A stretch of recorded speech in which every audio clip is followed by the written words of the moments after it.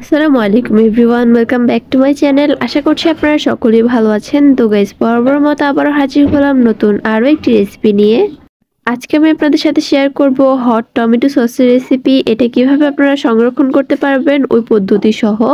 এই টমেটো সসটা কিন্তু একদমই দোকানের মতোই টেস্ট পাওয়া যায়। যদি আপনারা আজকে রেসিপিটি ফলো করে বাসায় বানান, আপনারাও কিন্তু দোকানের মতো পারফেক্ট টমেটো সস তৈরি করতে পারবেন।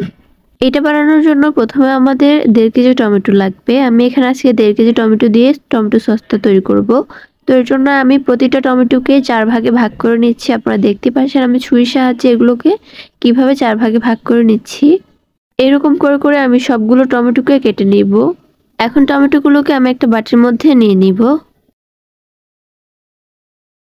টমেটোটাকে এখন আমি সিদ্ধ করব, যার কারণে আমি একটা হাঁড়ি নিয়ে নিচ্ছি। এটার মধ্যে আমি আজকে টমেটোটাকে সিদ্ধ করব।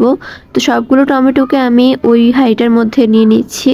এখন এখানের মধ্যে আমি একটা পেঁয়াজ দিয়ে দিব। এই পেঁয়াজটাকে আমি 4 টুকরা করে কেটে নিয়েছি। তারপর এখানের মধ্যে আমি 4টা স্লাইস করে কেটে রাখা আদা দিয়ে দিব। তারপর এখানের মধ্যে দিব আমি রসুন। এখানে আমি 3 কোয়া রসুনকে কুচি করে কেটে তারপর এখানের মধ্যে দিয়ে দিচ্ছি। এখন দিয়ে দিব 2 টুকরা দারচিনি আর দিয়ে দিব 3টা লং। চুলায় বসানোর পর এটা নিচে দিয়ে যাতে না লেগে যায় তার জন্য এখানের মধ্যে আমি 1/3 কাপ দিয়ে দিচ্ছি পানি। এর চেয়ে বেশি কিন্তু পানি দেওয়া যাবে না। তারপর এটাকে আমি চুলায় বসিয়ে দিলাম। এখন এটাকে আমি সিদ্ধ করে নিব। এইটা সিদ্ধ করতে আমার মোট টাইম লেগেছে 20 মিনিট। 10 মিনিট পর কিন্তু এটার লুকটা ঠিক এরকম ছিল। টমেটোটা থেকেও কিন্তু অনেকটা পরিমাণে পানি ছেড়েছে। তো এটাকে আমি খুব ভালো মতো সিদ্ধ করে নিব। ঝালের জন্য আমি এখানের মধ্যে 4টা শুকনো মরিচ দিয়ে দিচ্ছি। তো এটাকে আমি খুব ভালো মতো সিদ্ধ করে চুলা থেকে নামিয়ে ঠান্ডা করে নিয়েছি। তো দেখতেই তো পাচ্ছেন এটা লুকটা এরকম। তো এখন এটাকে আমি ব্লেন্ডার করে নিব। তার জন্য এটাকে আমি একটা ব্লেন্ডারের জারে নিয়ে নিচ্ছি। এটা ব্লেন্ড করতেও কিন্তু খুব একটা সময় লাগে না। 2 থেকে 3 মিনিট এটাকে একটু ভালো মতো ব্লেন্ড করে নিব। তারপর এটাকে আমি একটা চালনির সাহায্যে ভালো মতো ছেঁকে নিব, কারণ এটার মধ্যে যে এক্সট্রা বিচিগুলো ছিল ওগুলো চলে যাবে। সম্পূর্ণটা ছাকার পর আমার এই অংশগুলো বাকি ছিল, তো এগুলোকে আমি এখন ফেলে দিব। আর এখন কিন্তু এটা অনেকটাই স্মুথ।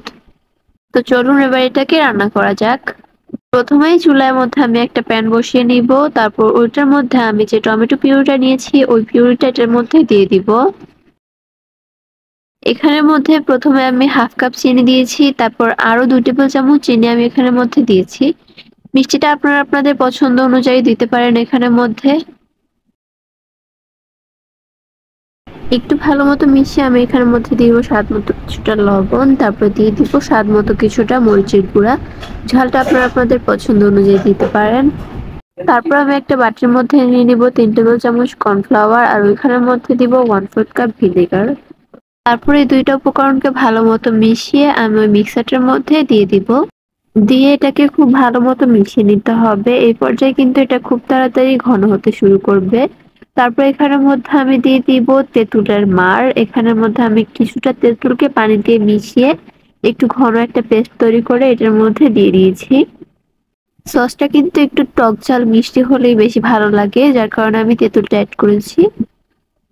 তো এটা যখন ঘন হয়ে যাবে তখন আমি এটাকে চুলা থেকে নামিয়ে নিব। নামিয়ে ঠান্ডা করে এখন এটাকে আমি কাঁচের জারের মধ্যে নিয়ে নিব। এটাতে করে আমি সংরক্ষণ করব। এই সসটা কিন্তু 1 বছর রেখে খাওয়া যাবে। রেসিপিটা কিন্তু খুবই সোজা। আপনারা চাইলে এটা ঘরে তৈরি করে সংরক্ষণ করতে পারেন। আমার আজকের ভিডিওটি ছিল এই পর্যন্তই। দেখা হবে পরবর্তী কোনো ভিডিওতে। ভিডিওটি ভালো লাগলে চ্যানেলটি সাবস্ক্রাইব করে পাশেই থাকবেন। আল্লাহ হাফেজ।